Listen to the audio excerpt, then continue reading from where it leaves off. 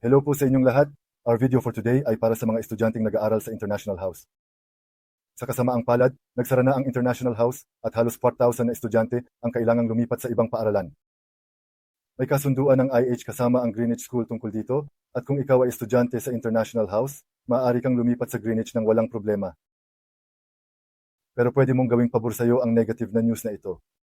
Lalo na para sa mga estudyanteng nag-aaral ng ELICOS, pwede mong i-consider ang ibang course option para hindi mo na kailangan pang kumuha ng IELTS o PTE sa future.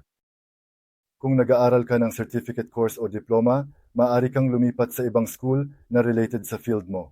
Sa mga option na ito, pwede kang lumipat ng course sa mas affordable na school o sa kurso na may pathway to PR. Huwag kalimutang makipag-coordinate sa amin para sa ganitong mga detalye. Patuloy kaming nagbibigay ng serbisyo sa inyo kasama ang aming team na binubuo ng 30 staff at 3 migration agents sa aming opisina sa Sydney. Inaasahan naming makita kayo sa aming opisina. See you here.